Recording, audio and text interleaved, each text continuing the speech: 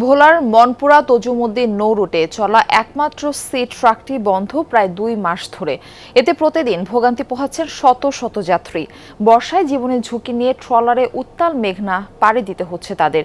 এজন্য বিআইডব্লিউটিসির উদাসীনতাকে দায়ী করছেন ভুক্তভোগীরা। কার কাছে শিখলাম?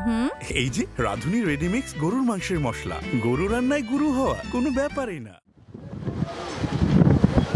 মনপুরা তজুমুদ্দিন নৌ রুট উত্তাল মেঘনা পাড়ি দিতে একমাত্র ভরসা ছিল বিআইডব্লিউটিসির সি ট্রাক এসটি ইলিশা, কিন্তু যান্ত্রিক ত্রুটির কারণে প্রায় 2 মাস ধরে বন্ধ নৌযানটি।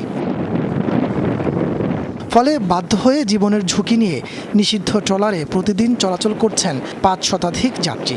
স্থানীয়দের অভিযোগ, দিনের পর দিন ঝুঁকি নিয়ে চলাচল করলেও বিআইডব্লিউটিসি কর্তৃপক্ষ নির্বিকার। সিটাক বন্ধ থাকার কারণে যে ট্রলার যাতায়াত করে এটাতে খুব রিস্ক। ট্রলারে আসতে হচ্ছে দীর্ঘ মেঘনা নদী পাড়ি দিয়ে, এটা জীবনের ঝুঁকি না? এটা তো ভয়াবহ অবস্থা।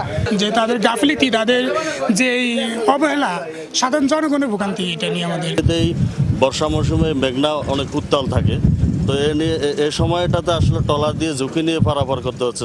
নিষিদ্ধ হলেও কর্তৃপক্ষের নাকের ডগায় ট্রলার চলাচল করছে। ডেঞ্জার জোনে কিভাবে এসব নৌযান চলছে জানতে চাইলে বিআইডব্লিউটি এর কর্মকর্তার দাবি কিছুই জানেন না তিনি।